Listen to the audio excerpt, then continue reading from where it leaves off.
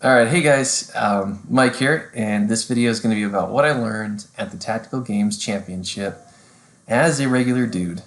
Um, First video was an introduction to what the Tactical Games is. Then I did a video, an overview of movements to expect at the Tactical Games. And then the Tactical Games Championship happened November 19th through the 21st. And I've had a week or two to kind of digest.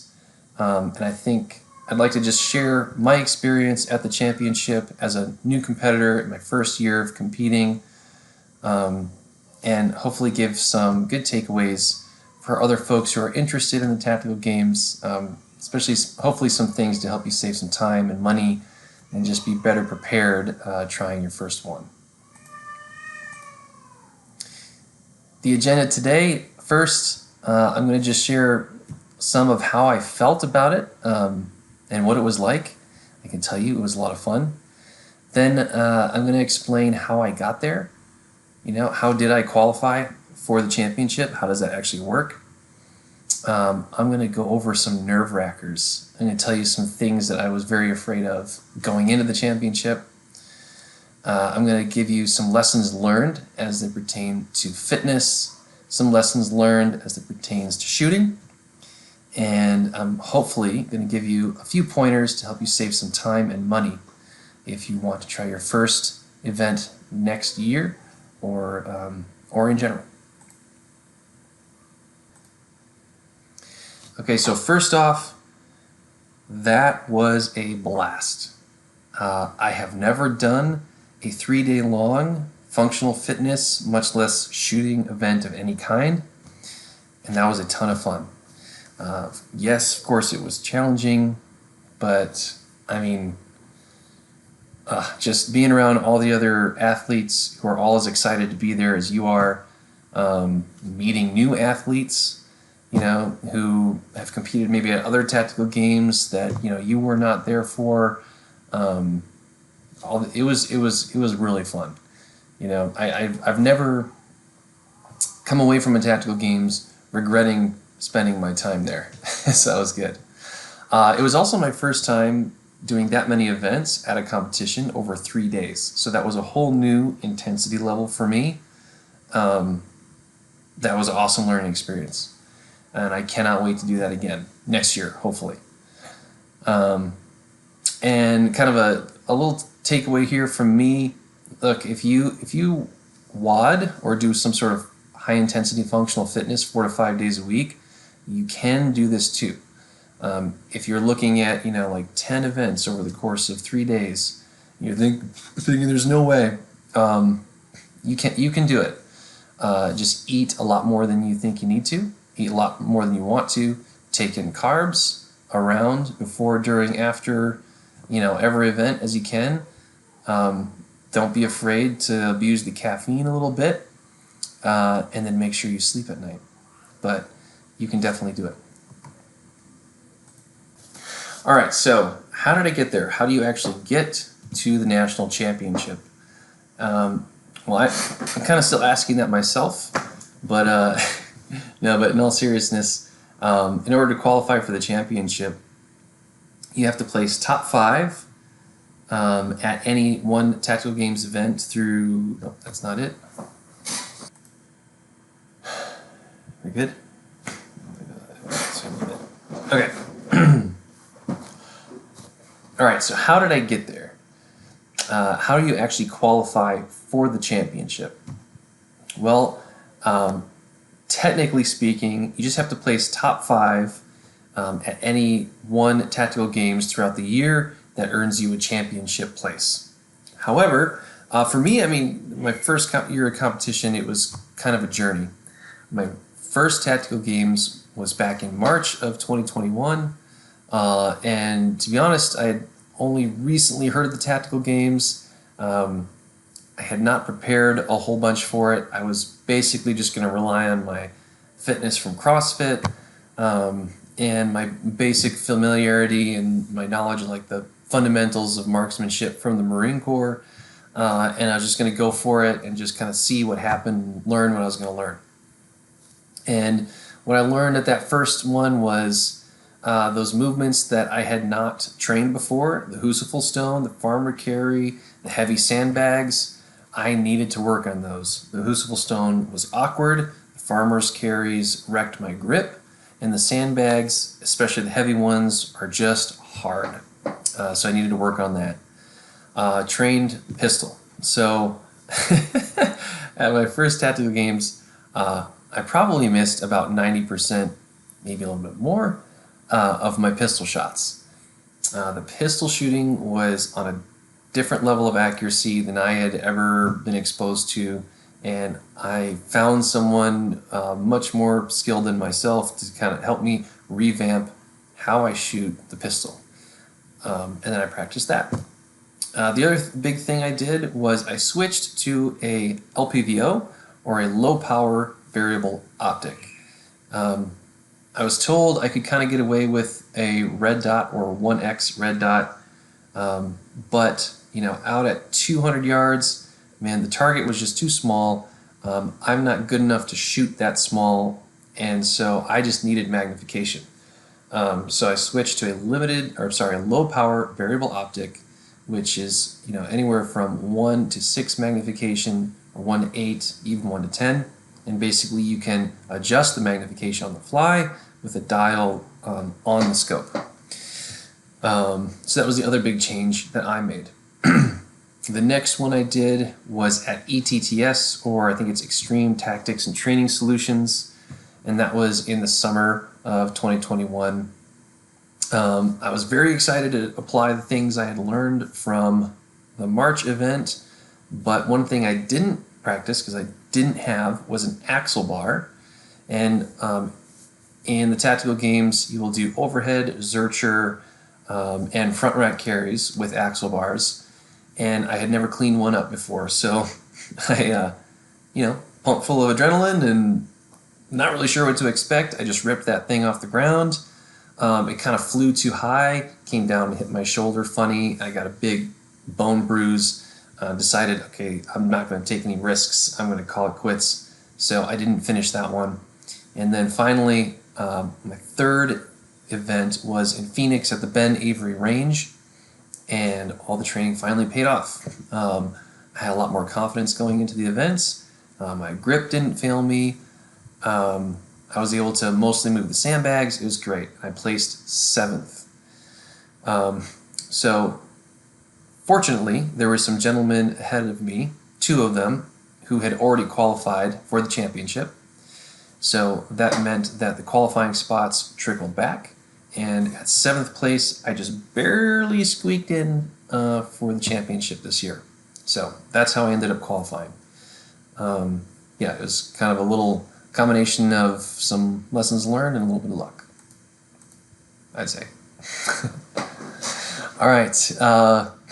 Okay, nerve-wrackers. So I wanted to make sure to address this because, especially if you are going to try your first Tattoo Games, I guarantee there are certain things that you're kind of scared of or nervous about doing.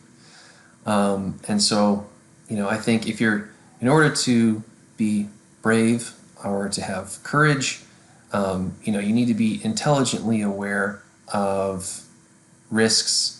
You need to be intelligently aware of danger, so it's okay to, if you're afraid of something or if you're nervous about something, you just have to address it and then move forward anyway.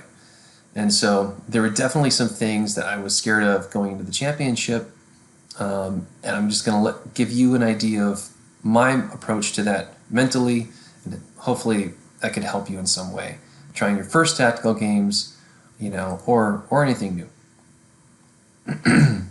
So for me, I like to think of kind of the worst case scenario, and then I ask myself if I can accept that, and then I move forward.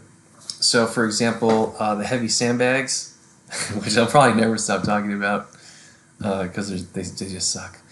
But I have a very hard time even with that 200-pound sandbag. And I was afraid that after a day of competition or something, being tired, I would not even be able to lift that sandbag and get stuck at the beginning of an event.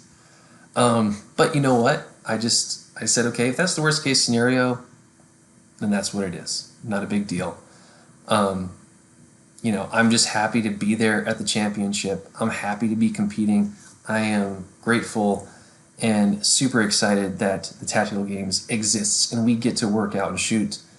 If you get stuck because you can't complete an obstacle or a movement, lesson learned, train it, move on. Not a big deal. Obstacle course. So, in my younger days, I didn't mind heights. I loved roller coasters. My wife teases me about this all the time because she still loves roller coasters, and now I'm terrified of them. But for some reason, heights just scare me now. So, going into the O course, I really wasn't sure what I was going to do. There are some pretty tall obstacles. They're metal.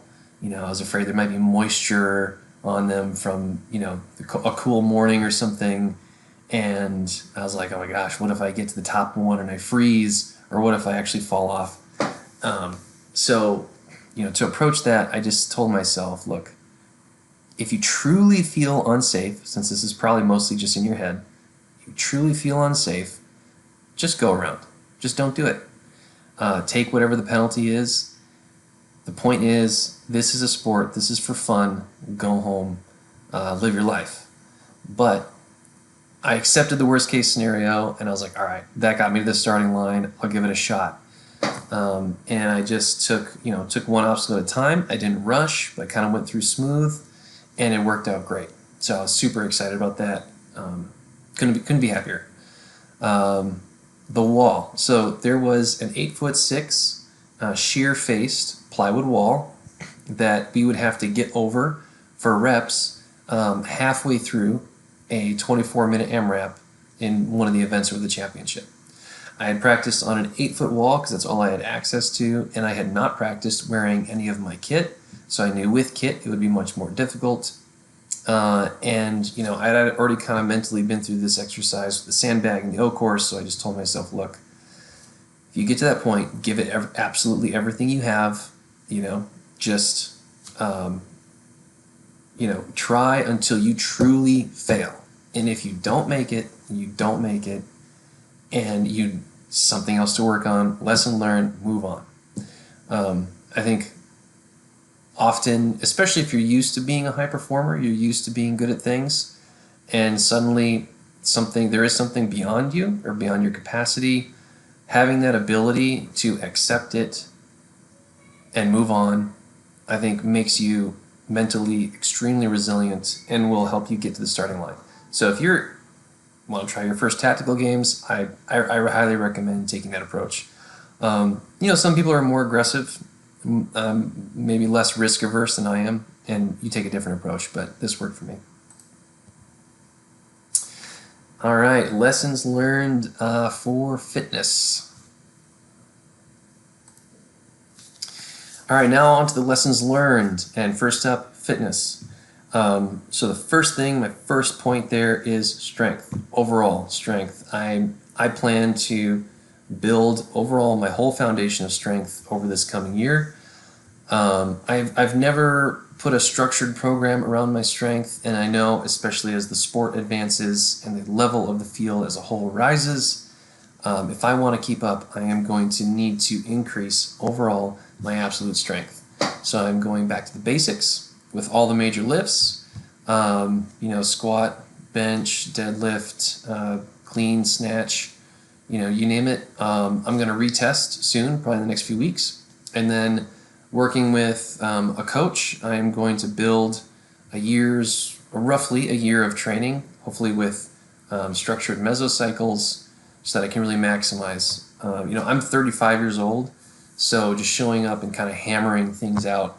I need to get smarter and in order to get as much out of this as I can. So that's going to be my approach for next year. And so my next point is it's as much a question as it is an observation. And so if you are an elite competitor, obstacle course racing or some other fitness related sport like that, this is a question for you. What percentage increase in performance is reasonable during a competition? Obviously, there's a lot of adrenaline. It's especially with the group effect. You're going to be performing at that next level. But for me, for several events, I noticed like I would perform way beyond what I thought was my fitness level. As an example, during the ruck run, when I trained for the ruck, I never ran more than 3 miles, and at the championship, it was 6 miles. I trained with 55 pounds, and it was very challenging with that 55 pounds to hold like an 11:30 or even like an 11-minute mile pace. Yet at the championship, I ran with some hills. I ran 10 minutes, 10-minute pace with 40 pounds. Got down to 9:30 pace here and there. And then with 60 pounds, I actually ran about my 55-pound pace after already running 4 miles and with hills. So what kind of a margin of increase can you expect, I guess, for competition? Am I not training hard enough? Or is that just how I train and how I compete? Or I'd love to hear what the experienced competitors have to say. And don't be afraid to attack.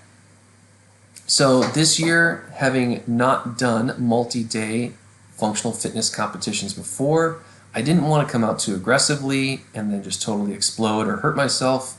I went hard, but I always kept a little bit of a reserve.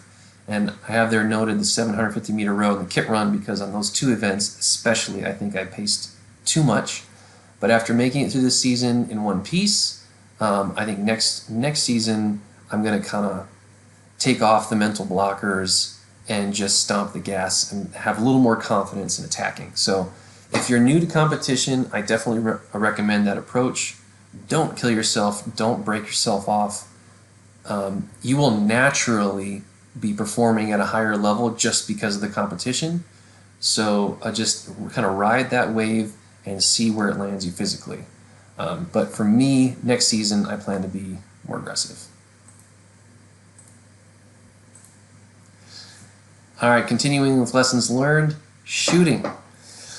For anyone who's coming from functional fitness into the tactical games, I guarantee this is probably on your mind more than anything else. So my first point there, extra Inman. Basically, Inman was an event that we saw earlier in the season.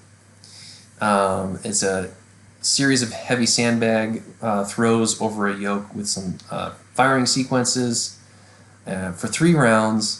And at the championship, basically that third round, all the weights for the sandbags increased. I knew I wasn't going to make it through the third round. And I think because of that, I kind of stopped focusing so much on the physical fitness portion of the event. And all of a sudden, I just found myself shooting much more accurately. I was kind of like, like I almost like a throwaway event. And I was shooting pistol, and I'm like, holy crap, I'm not missing. And ironically, this event was my highest placing. So, it just goes to show you again that with the tactical games, you really win by shooting. The shooting is extremely important. So the shoot and scoot, that was one of their practical shooting events. I think there was a second one, and the same applies for both of them really. When you go into a practical shooting event at the tactical games, most of the time you can kind of ghost run the event and kind of plan out your positions and where you'll be.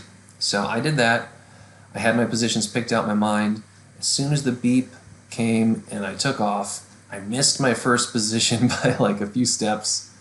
I looked, and all of a sudden, I couldn't see the target, and then I had to readjust, but then I didn't adjust quite right, and then I'm like, okay, what's going on? And then before I knew it, it was just a cascade of errors. So I missed my positions. I started missing shots. And then when I went to the second position, I kind of forgot where it was because I spent so much time thinking about the first, and it just kind of went downhill. So that is something I will hopefully get better at as I practice practical shooting. Which kind of brings me to my third bullet there under shoot and scoot. This year, I plan to do some steel challenges, some USPSA, and hopefully once I get the gear together, try some 3-gun competitions as well. And then lastly, for pistol shooting, if you're trying the tactical games, I would just say shoot pistol and rifle from every position, weak side and strong side. I didn't think we'd be doing this for pistol, but we did supported positions, on barricades, through holes, weak side, strong side, kneeling, prone, you just name it. So if you're going to do tactical games, just practice every position. And that's what I plan to do for next year as well. All right, so now hopefully the good part that will hopefully save you some time and money, and you can benefit from the last year that I spent trying out the tactical games. So, some athletes, maybe you're a shooter learning functional fitness, or maybe you're like myself where basically kind of a functional fitness athlete learning shooting. If that's you, your progression starting in the sport will likely be very similar. So if you're trying your first tactical games in the 2022 season, there's a good chance your progression will look similar to mine, and so I highly recommend you do these things. All right, go back and on my Skyview YouTube channel, or also on my Instagram at Mr. Avang, go watch my movement overview video and practice anything that you're new to. I thought I could bring my fitness into the tactical games and just go for it, but those really were weaknesses, and it was tough. It's tough to try something for the first time in a competition. There's a lot to be said for marksmanship, for point number 2 there, but all I'll say at this point is focus on trigger control. Look up how to properly squeeze a trigger and practice in dry fire. For marksmanship practice, again, there's a lot that could be said, but to get you started, I would say at 10 yards, practice shooting 5-round groups on 3-inch circles. If you can consistently do that at a nice steady cadence, you'll be ready to do a tactical games. If you want targets, blow up some circles on Word and just print them out. Research and practice how to properly use your LPVO from 15 to 200 yards. You could shoot beyond 200 yards, but we're talking minimum. We're talking get you into the tactical games. Up close, there will be some things to consider, like your point of aim versus point of impact. Make sure you know where to aim when canting the rifle, 45, 90 degrees, etc., which is all part of practicing all those different positions. But know your LPVO and know how to shoot using that LPVO. Know when to go to different magnifications. Google it. Practice every shooting position. And by every, I mean just if you dream it up, there's a good chance it might be in the tactical games. But more specifically, I mean, kneeling, sitting, prone, standing, and supported on all kinds of different objects. Look up tank traps, look up barricades, all that stuff, and practice what you can. And lastly, this is a really good one, if you're trying to save money, it is okay to borrow. So for me, I kind of knew that I was going to really like the tactical games. I was willing to make the investment. If you're on the fence, it is totally okay to borrow some secondhand gear from a friend. Contact an athlete on Instagram, or maybe get a buddy, to go with you to an event, however you want to do it. But just so you don't have to spend the money on the gear to find out that, hey, you know what, this is not for me, go ahead and borrow some gear and try it out. The other athletes totally understand and have been there, and I highly recommend doing it before you really know you want to invest in doing the tactical games. But that's it. I'm sure I'll have more thoughts down the road, but please give me any feedback that you have. If this was helpful, if there was a question that you wish I had addressed, but I didn't. But most of all, I hope that this is helpful to you in some way. I hope this helps you get to the starting line to try out the tactical games in 2022. All right, thanks, guys.